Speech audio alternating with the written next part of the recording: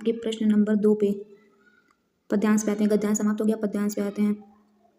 दिए गए पद्यांश पर आधारित 3 प्रश्नों का उत्तर दीजिए।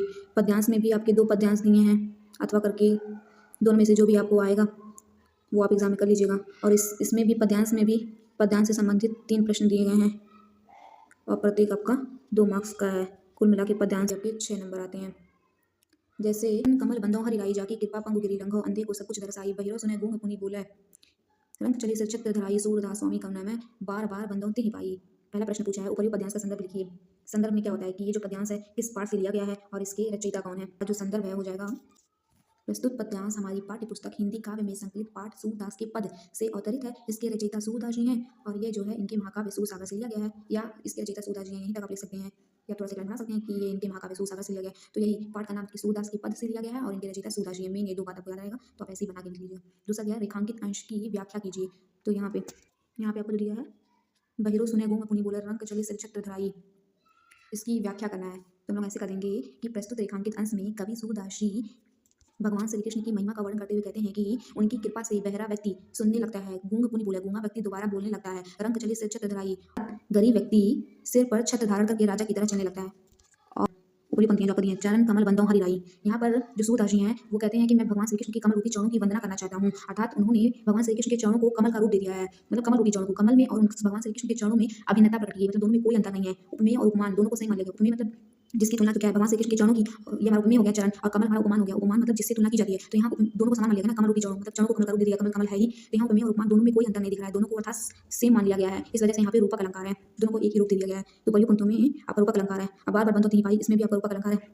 आत्मा में आपका दिया है सुनी सुंदर बहन सुधार सानी सयानी है जान की जान भली तिरछे करी नयन तिन है समुझाई कछु मुस्काई चली तुलसी तेरी अवसर से ही रावे और लोक तिलोचन लाहु अली अनुराग तड़ाग में भान उदय विकसी मनु मंजुल कंज कली। इसमें भी आपका ऊपरी पद्यांश का संदर्भ लिखिए। अगर आप ध्यान से देखते होंगे तो क्या क्या कॉमन है। सभी 3 प्रश्न पूछ रहे हैं, पद्यांश हो या आपका गद्यांश हो, सब में पहला प्रश्न का क्या संदर्भ पूछ रहा है। पद्यांश पे आधारित 5-6 पाठ जो दिए रहते हैं और पद्यांश पे आधारित जो 5-6 पाठ दिए रहते हैं, सभी पाठ का नाम आपको याद करना चाहिए और उनके लेखक का नाम याद करना चाहिए। तो उससे आपका 2 नंबर पक्का हो जाएगा कि संदर्भ आना ही आना है चाहे इस पाठ से, आपको तो पता है नहीं, इसलिए सभी पाठ का आपको नाम और उसके लेखक का नाम अगर पता रहेगा 2 नंबर आपको संदर्भ का मिल जाएगा। और फिर रेखांकित अंश की व्याख्या पूछता है, उसके लिए तो आपको पढ़ना पड़ेगा गद्यांश पद्यांश, तभी आप समझे रहेंगे तो व्याख्या कर पाएंगे। और एक उसी पद्यांश से संबंधित प्रश्न पूछता है। तो आ जाते हैं अपने प्रश्न पे, ऊपरी पद्यांश का संदर्भ लिखिए। तो प्रस्तुत पद्यांश हमारी पाठ्य पुस्तक हिंदी के वन पथ पर नामक पाठ से लिया गया है, जिसके रचयिता तुलसीदास हैं। तो बस वन पथ पर पाठ का नाम आपको पता रहना चाहिए और लेखक तुलसीदास, फिर आप बना के लिख लीजिए। दूसरा दिया है रेखांकित अंश की व्याख्या कीजिए। तो यहाँ पे आपका रेखांकित अंश का लास्ट के 2 लाइन, अनुराग तड़ाग में भान उदय विकसी मनु मंजुल कंज कली। तो अनुराग तड़ाग मतलब प्रेम का तालाब, भान उदय मतलब भान होता है सूर्य, उदय मतलब उदय होना, विकसी मनु मंजुल कंज कली मतलब होता है कि कमल की कली खिल जाती है। अर्थात इसकी जब हम लोग व्याख्या करेंगे, इसकी व्याख्या करेंगे रेखांकित अंश का, तो प्रस्तुत रेखांकित अंश में गोस्वामी तुलसीदास जी कहते हैं कि अनुराग तड़ाग मतलब प्रेम का तालाब, अर्थात ये तालाब जो है प्रेम की गहराई और सुंदरता का प्रतीक है। भानु उदय मतलब सूर्य का उदय होना, जो जीवन और ऊर्जा का प्रतीक है। जब सूर्य उगता है तो यह कमल की कली को खिलने के लिए प्रेरित करता है। इसी प्रकार जानकी जी की सुंदरता और बुद्धिमत्ता का प्रकट होना इस बात का संकेत है कि प्रेम के वातावरण में उनकी वास्तविकता उजागर हो रही है। मंजुल इसलिए मतलब दर्शाया गया है, मंजुल कंज कली कमल की कली की सुंदरता को इसमें दर्शाया गया है जो प्रेम के प्रभाव से खिलती है। अनुराग तड़ाग तथा मनु मंजुल कंज कली में कौन सा अलंकार है। अनुराग तड़ाग में आपका रूपक अलंकार है और मनु मंजुल कंज कली में आपका उत्प्रेक्षा अलंकार है। आते हैं आपके नेक्स्ट पेज पे, यहाँ पे प्रश्न नंबर 3 पे दिए गए संस्कृत गद्यांश में से किसी एक का संदर्भ सहित हिंदी में अनुवाद कीजिए। तो इसमें भी 2 आपके गद्यांश दिए, दोनों में से जो आपको एक आए आपको एक करना होता है। 2 नंबर आपको संदर्भ का मिलता है और 3 नंबर आपको अनुवाद का मिलता है। 5 नंबर आपको संस्कृत के गद्यांश से मिलता है। पहला दिया एसा नागरी भारतीय संस्कृते संस्कृत भाषायाश केंद्र स्थलम अस्ति इत एव संस्कृत वायाम संस्कृतेश आलोक सर्वत्र प्रसृतः मुगल युवराज दारा शिकोह अत्रागत्य भारतीय दर्शन शास्त्राणाम अध्ययनम अकरोत् सतेषां ज्ञानेन तथा प्रभावितः अभवत् यत् तेन उपनिषदाम अनुवादः पारसी भाषायां कारितः। तो पहले आपको संदर्भ लिखना होगा, इसमें तो रचयिता लिखना नहीं होता है संस्कृत में, बस एक इसका पाठ का नाम ही लिखना होता है। तो संदर्भ हेडिंग डाल देंगे प्रस्तुत संस्कृत गद्यांश हमारी पाठ्य पुस्तक हिंदी के संस्कृत खंड के वाराणसी नामक पाठ से उद्धृत है। क्योंकि आपके संस्कृत जो है आपकी हिंदी के किताब में ही संस्कृत होता है पीछे, तो हिंदी का संस्कृत खंड, हिंदी का एक खंड ही तो संस्कृत है हिंदी की किताब में, तो ऐसे लिखेंगे प्रस्तुत संस्कृत गद्यांश हमारी पाठ्य पुस्तक हिंदी के संस्कृत खंड के वाराणसी नामक पाठ से उद्धृत है। इसमें रचयिता नहीं होते हैं, हिंदी अनुवाद लिखेंगे। इसलिए ऐसा नागरी भारतीय संस्कृति संस्कृत भाषायाश केंद्र स्थलम अस्ति, अर्थात यह नगरी भारतीय संस्कृति और संस्कृत भाषा की केंद्र स्थली है। इत एव संस्कृत वाङ्मयस्य संस्कृतेश्च आलोकः सर्वत्र प्रसृतः, यहीं से संस्कृत साहित्य और संस्कृति का प्रकाश सभी जगह फैला है। प्रसृतः मतलब फैला है, सर्वत्र मतलब सब जगह, आलोक मतलब इसका आलोक मतलब इसका प्रकाश। मुगल युवराज दारा शिकोह अत्रागत्य भारतीय दर्शन शास्त्राणाम अध्ययनम अकरोत्, अर्थात मुगल युवराज दारा शिकोह अत्रागत्य मतलब यहाँ कर भारतीय मतलब भारतीय दर्शन मतलब दर्शन शास्त्राणाम मतलब दर्शन शास्त्र का अध्ययन अकरोत मतलब किया। मतलब मुगल युवराज दारा शिकोह ने यहाँ कर भारतीय दर्शन शास्त्रों का अध्ययन किया था। सतेषां ज्ञानेन तथा प्रभावित अभवत। सतेषां मतलब ज्ञानेन मतलब ज्ञान से तथा वह उनके ज्ञान से इतना प्रभावित हुआ था कि यत तेन उपनिषदाम अनुवादम पारसी भाषायाम कारितः कि तेन मतलब उसने उपनिषदाम मतलब उपनिषद का अनुवाद है मतलब अनुवाद पारसी मतलब फारसी भाषायाम मतलब भाषा में कारितः मतलब कराया कि उसने उपनिषद का अनुवाद पारसी भाषा में कराया। अथवा में दिया आपका मानव जीवनस्य संस्करणं संस्कृति अस्माकं पूर्वजाः मानव जीवन संस्कृतिं अन्तं प्रयत्रम् अकुर्वन् तो अस्माकं जीवनस्य संस्करणाय यान आचारान् विचारान् च आदर्शयन् तत् सर्वम् अस्माकं संस्कृति। इसका संदर्भ ले देंगे प्रस्तुत संस्कृत गद्यांश हमारी पाठ्य पुस्तक हिंदी के संस्कृत खंड के भारतीय संस्कृति नामक पाठ से उद्धृत है। हिंदी अनुवाद जिसका मतलब मानव जीवन से मतलब मानव जीवन को संस्करण मतलब समाना संस्कृति मतलब संस्कृति मानव जीवन को समाना ही संस्कृति है। अस्माकं पूर्वजाय मानव जीवन संस्कृतुं महांतम प्रयत्नम अकुर्वन् अस्माकं मतलब हमारे पूर्वजा मतलब पूर्वजों ने मानव जीवन को संस्कृतुम मतलब शुद्ध करने के लिए महानतम मतलब महान प्रयत्न मतलब प्रयत्न अकुर्वन् मतलब किए। हमारे पूर्वजों ने मानव जीवन को शुद्ध करने के लिए महान कार्य किए महान प्रयत्न किए। तो अस्माकं जीवनस्य संस्करणाय यान आचारान् विचारान् च आदर्शयन् तत् सर्वम् अस्माकं संस्कृति।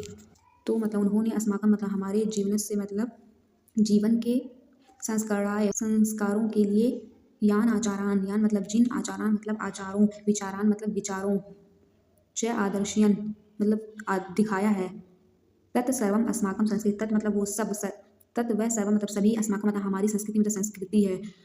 अर्थात उन्होंने हमारे जीवन के संस्कारों के लिए जिन आचारों और विचारों को दिखाया है वह सब हमारी संस्कृति है। आपके प्रश्न नंबर 4 पे दिया है दिए गए संस्कृत पद्यांश में किसी एक का संदर्भ सहित हिंदी में अनुवाद कीजिए।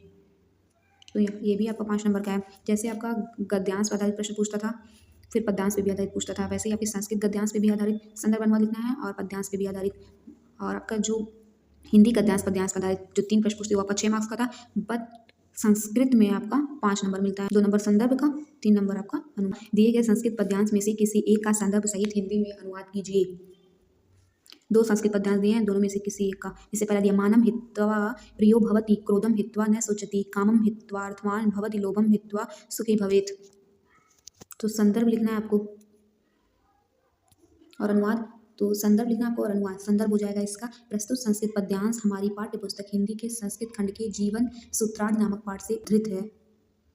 और हिंदी अनुवाद दवा प्रियो भवति क्रोधम हित्वा न सोचति मानव मतलब अहंकार हित्वा मतलब त्याग कर प्रियो मतलब प्रिय हो जाता है भवति मतलब हो जाता है अहंकार को त्याग कर व्यक्ति सबको प्रिय हो जाता है। क्रोधम हित्वा न सोचति को हित्वा मतलब त्याग कर न सोचति मतलब शोक तो क्रोध को त्याग कर उससे कोई शोक नहीं होता। अहंकार को छोड़ने पर व्यक्ति सबको प्रिय हो जाता है क्रोध को त्यागने पर उसको शोक नहीं होता। कामम मतलब इच्छाओं को हित्वा मतलब त्याग कर अर्थवान मतलब अर्थवान या धनवान भवति मतलब हो जाता है। इच्छाओं को छोड़ने पर अर्थवान यानी धनवान हो जाता है व्यक्ति। लोभम हित्वा सुखी भवेत लोभम मतलब लोभ को हित्वा मतलब त्याग कर सुखी भवेत सुखी हो जाता है और लोभ को त्याग कर वह सुखी होता है। फिर से पूरा मतलब समझो अहंकार को छोड़ने पर व्यक्ति सबको प्रिय हो जाता है क्रोध को त्याग कर व्यक्ति को शोक नहीं होता। इच्छाओं को त्याग कर वह अर्थवान हो जाता है धनवान हो जाता है और लोभ को त्याग कर वह सुखी हो जाता है। जो आत्मा में दिया है सर्वे भवन्तु सुखिनः सर्वे सन्तु निरामयाः सर्वे भद्राणि पश्यन्तु मा कश्चित् दुःख भाग भवेत्। तो इसका संदर्भ लीजिए प्रस्तुत संस्कृत पद्यांश हमारी पाठ्य पुस्तक हिंदी के संस्कृत खंड के भारतीय संस्कृति नामक पाठ से उद्धृत है। हिंदी अनुवाद सर्वे भवन्तु सुखिनः सर्वे मतलब सभी भवन्ति मतलब हो सुखिनः मतलब सुखी सभी सुखी हो सर्वे सन्तु निरामयाः सर्वे मतलब सभी संतु मतलब हो निरामयाः मतलब निरोगी सभी निरोगी हो सर्वे भद्राणि पश्यन्तु मा कश्चित् दुर्भाग् भवेत् मतलब सभी भद्राणि मतलब कल्याण पश्यन्तु मतलब देखें सभी कल्याण को देखें मा कश्चित् दुर्भाग् भवेत्। पांचवा आपका दिया है अपने पठित खंड काव्य के आधार पर निम्नलिखित प्रश्नों में से किसी एक का उत्तर दीजिए। अपने पठित खंड काव्य के आधार पर ये जो आपके क्या जय तक दिया है उसमें से किसी एक का उत्तर देना है आपके पठित जो खंड काव्य हैं। जैसे कि हमारे उत्तर प्रदेश में 75 जिले हैं तो कई जिलों को मिलाकर मंडल बनता है तो अलग अलग मंडल का जो है अलग अलग खंड काव्य होता है किताब में सब दिया रहता है लेकिन जो आपके जिले के लिए हो आपको उसी को पढ़ना होगा। आप अपने विषय अध्यापक से पूछ लीजिएगा या आपके अध्यापक बताए होंगे। तो हम लोग के जिलों में जो आता है च वाला जो दिया है पहला मातृभूमि के लिए खंड काव्य के संकल्प सर्ग का सारांश लिखिए। दूसरा दिया मातृभूमि के लिए खंड काव्य के आधार पर चंद्रशेखर आजाद का चलचित्रण कीजिए। तो अब इसमें क्या दिया अपने पढ़े खंड काव्य का आधार पर निम्नलिखित प्रश्न में से किसी एक उत्तर दीजिए। तो आपका 2 प्रश्न दिया है 2 प्रश्न में से किसी एक का उत्तर आपको देना है और वो आपका 3 नंबर का है। तो चाहे आप मातृभूमि के लिए जो आपका खंडकाव्य है उसमें जो आप संकल्प सर्ग का सारांश लिखिए। जैसे कि मातृभूमि के लिए जो खंडकाव्य है उसकी जो पूरी कथा वस्तु है वो 3 सर्गों में विभाजित है, संकल्प, संघर्ष और बलिदान। तो संकल्प सर्ग का सारांश इसमें पूछा है, या तो आप संकल्प सर्ग का सारांश लिख दीजिए। ये चंद्रशेखर आजाद का है ना मातृभूमि। या दूसरा दिया है मातृभूमि के लिए खंडकाव्य के आधार पर चंद्रशेखर आजाद का चित्र कीजिए, या चंद्रशेखर आजाद का चरित्र चित्र कर दीजिए कि वो कैसे थे योद्धा। 3 नंबर का पहिया आता है। प्रश्न 6वें में आ जाइए। दिया है दिए गए लेखकों में से किसी एक का जीवन परिचय लिखते हुए उनकी एक प्रमुख रचना का उल्लेख कीजिए। 3 लेखक दिए गए हैं, पहला डॉक्टर राजेंद्र प्रसाद, दूसरा जयशंकर प्रसाद, तीसरा आचार्य रामचंद्र शुक्ल। तीनों में से किसी एक का आपको जीवन परिचय लिखना है और उनकी एक प्रमुख रचना का नाम लिखना है। तो जीवन परिचय का आपको 3 नंबर मिलेगा, उनकी रचना का 2 नंबर, कुल मिला के आपका 5 नंबर मिलता है। प्रसाद का लिखना है जीवन परिचय लिखने के बाद, फिर दीजिएगा डॉक्टर राजेंद्र प्रसाद की जितनी बहुत सारी रचनाएं उनमें से कुछ रचनाओं के नाम लिख दीजिएगा। अब आ जाते हैं आपके नेक्स्ट पेज पे। आपको ये दिया है, दिए गए कवियों में से किसी एक का जीवन परिचय देते हुए अपनी एक प्रमुख रचना का उल्लेख कीजिए। वो लेखक का था, गद्यांश है या आपका पद्यांश है हिंदी के, चाहे गोस्वामी तुलसीदास, चाहे सुमित्रा नंदन पंत, चाहे महाकवि सूरदास। तीनों में से किसी एक का जीवन परिचय देते हुए उनकी रचना का नाम लिख देंगे 5 नंबर की भी। प्रश्न 7वां का दिया है, अपनी पाठ्य पुस्तक में से कंठस्थ कोई एक श्लोक लिखिए जो इस प्रश्न पत्र में ना आया हो। तो ये आपका श्लोक जो है 2 नंबर का आता है। दिया है कि आपका पाठ्यपुस्तक जो हिंदी आपका पाठ्यपुस्तक है उसी में से आपको एक श्लोक लिखना है, 2 लाइन का श्लोक लिख दीजिएगा, 2 नंबर मिलेगा। जो इस प्रश्न पत्र में ना आया हो, इस प्रश्न पत्र में बहुत सारे पद्यांश आते हैं ना, उसका प्रश्न करते हैं, बहुत अच्छे छाप देते हैं भाई, तो उससे आपको नंबर नहीं मिलेगा। आपकी बुक में बहुत सारे श्लोक हैं संस्कृत में, आप उसमें से कुछ याद कर लीजिएगा, 2 लाइन का श्लोक लिख दीजिएगा, 2 नंबर मिलेगा। प्रश्न आपका दिया है, निम्नलिखित में से किन्हीं 2 प्रश्नों का उत्तर संस्कृत में दीजिए। 4 प्रश्न आपके दिए हैं, चारों में से जो कोई 2 आपको आएगा उन 2 प्रश्नों का आपका उत्तर संस्कृत में देना है। ये संस्कृत पे आधारित आपके संस्कृत के पाठ जो भी हैं गद्यांश पद्यांश संस्कृत में उन्हीं में से उन्हीं पाठों में से आपके 4 प्रश्न पूछे गए हैं। प्रत्येक प्रश्न 1 मार्क्स का है, लेकिन आपको चारों में से 2 करना है। 1-1 मार्क्स का है, 2 मार्क्स आपको मिलेगा संस्कृत पे आधारित प्रश्नों का। चाहे जैसे दिया भारतीय संस्कृति मूलम किम अस्ति, या गुरु राजा क्या आसीत्, चंद्रशेखर क्या आसीत्, वीर किम पूज्यते। तो चारों में से कोई 2 जो आपको आएगा कर लीजिएगा। पहला प्रश्न आपको पूछा भारतीय संस्कृति मूलम किम अस्ति, तो जगह विश्वस्य स्रष्टा ईश्वर एक एव इति भारतीय संस्कृति मूलम अस्ति। दूसरा गुरु राजा क्या आसीत्, गुरु राजा कौन था, गुरु राजा एक भारत वीर आसीत्, गुरु राजा भारत वीर था। चंद्रशेखर क्या आसीत्, तो चंद्रशेखर एक प्रसिद्ध क्रांतिकारी देशभक्त आसीत्, चंद्रशेखर एक प्रसिद्ध क्रांतिकारी देशभक्त थे। वीर किम पूज्यते, तो वीर वीर पूज्यते। तो चारों में से किसी एक का लीजिएगा। निम्नलिखित में से किसी एक विषय पर निबंध लिखिए। जैसे कि आपको 4 टॉपिक दिया है, पहला दिया पर्यावरण संरक्षण के उपाय, दूसरा दिया आतंकवाद कारण एवं निवारण, तीसरा दिया जनसंख्या लाभ हानि, चौथा दिया नारी सशक्तिकरण। तो आपका 7 नंबर निबंध से आता है। तो निबंध भी बहुत महत्वपूर्ण होता है, 7 नंबर का आपका होता है। तो ऐसे ही 4-5 दिए रहेंगे, उनमें से किसी एक विषय पर आपको निबंध लिखना रहेगा। तो निबंध लिखने का तरीका होता है कि पहले आपको टॉपिक बना लेनी होती है, पहले आपको प्रस्तावना लिखनी होती है, उसके बाद बीच में जिस विषय पर लिखना है उससे संबंधित टॉपिक्स आपको हेडिंग डाल के फिर उस पे लिखना होता है। फिर लास्ट में आपको उपसंहार लिखना होता है, निष्कर्ष। जैसे पर्यावरण संरक्षण के उपाय आप लिख रहे हैं तो उसका प्रस्तावना की क्या है, उसके बाद फिर उसके उपाय में हेडिंग डाल कर लिखना है, फिर लास्ट में उपसंहार, फिर उससे निष्कर्ष क्या निकलेगा।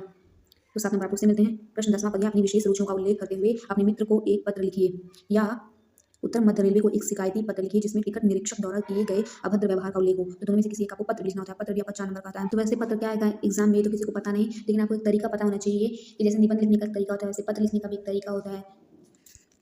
तरीका आपको पता रहेगा तो आप टॉपिक्स के बारे में जानकारी रखोगे तो आप लिख लोगे, और टॉपिक के बारे में जानकारी रखोगे तरीका नहीं पता रहेगा तो भी नंबर नहीं मिलेगा। इसलिए पहले तरीका पता होना चाहिए कि पत्र कैसे लिखा जाता है। तो वैसे ही जो पूछा है अपनी विशेष रुचियों को उल्लेख करते हुए अपने मित्र के पत्र लिखिए, इसका मैं एक दिखा दे रही हूँ कि कैसे लिखा जाता है पत्र। तो यही जो आपको पूछा था, पत्र ऐसे लिखिए, अपनी विशेष रुचि का उल्लेख करते हुए अपने मित्र को पत्र। जो भी आपका विषय हो, जिस विषय पे आप लिख रहे हो पत्र, उस विषय को आपको लिख देना होता है शुरू में। जैसे ये आपका पूछा था, अपनी विशेष रुचि का उल्लेख करते हुए अपने मित्र को पत्र लिखिए। तो पहले विषय, अपनी विशेष रुचि को उल्लेख करते हुए अपने मित्र को पत्र, डैश लगा के फिर दूसरे लाइन से उस मित्र का नाम जिसके पास आप लिख रहे हो।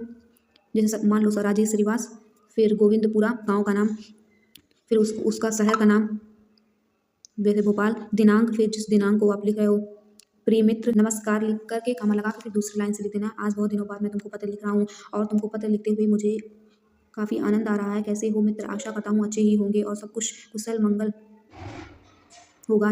यहाँ भी सब कुछ कुशल मंगल है। वैसे मेरे पिताजी कहते हैं कि पढ़ाई करेगा तो बड़ा आदमी बनेगा, परंतु मेरी रुचि तो खेल कूद में अधिक है और मैं चाहता हूँ कि मैं आगे जाकर एक बड़ा क्रिकेटर बनूँ और अपने देश का नाम ऊंचा करूँ। मैं धोनी की तरह एक बहुत अच्छा क्रिकेटर बनना चाहता हूँ। मुझे क्रिकेट खेलना बहुत पसंद है। मैं चाहता हूँ कि मेरे घर वाले मेरा साथ दें और मुझे एक अच्छा क्रिकेटर बनने में मेरी सहायता करें। मुझे पता है कि तुम्हें भी क्रिकेट खेलना बहुत पसंद है, तो तुम एक इंजीनियर बनना चाहते हो। तुमने पहले ही सोच कर रखा है, तुम्हारी पढ़ाई ऐसी चल रही है। और हाँ, तुम्हारा सेमेस्टर एग्ज़ाम कैसा गया ज़रूर बताना। मैं आशा करता हूँ कि तुम कुशल मंगल हो और मेरा यह पत्र मिलने के बाद बहुत खुश होंगी। मैं भगवान से दुआ करूँगा कि तुम एक बहुत अच्छी इंजीनियर बनो। तो आप जो पत्र लिख रहे हैं, देखो इसमें क्या है, 3-4 लाइन लिखने के बाद फिर अलग लाइन से शुरू किया था। ऐसे पैराग्राफ बदल बदल के लिखेंगे तो और अच्छा इंप्रेशन पड़ेगा। एक ही पैराग्राफ में पूरा नहीं लिखना होता है। जैसे कि 3 लाइन लिखा, खड़ी पकड़ के दूसरी लाइन से ऐसे पैरा बदल बदल के आपको जितना भी बातें कहना लिख दीजिएगा। लेकिन ऊपर का मेन ध्यान रहे, पत्र लिखने का जो तरीका है ऊपर ही मेन है। कैसे नाम, पता, शहर का नाम, दिनांक लिख देते हैं। फिर आखिरी में आपका तुम्हारा मित्र लिख के अपना नाम, नीलेश यादव। जो इंसान पत्र लिखता है वो अपना नाम एकदम आखिरी में लिखता है, जिसके पास लिखा जाता है उसका नाम पहले लिख दिया जाता है। तो ये पत्र लिखने का सही तरीका होता है। तो आपका ये 2-4 नंबर का आपका था। तो आपका यही मॉडल पेपर है, ऐसे ही सेम आधारित मतलब इसी पैटर्न पर आधारित आपका बोर्ड एग्जाम में भी प्रश्न आएंगे। यही सेम प्रश्न नहीं होंगे, बस इसी पे आधारित इसी तरीके से आपके प्रश्न पूछे जाएंगे। तो आई होप आप लोगों को समझ में आया हो। So thanks for watching.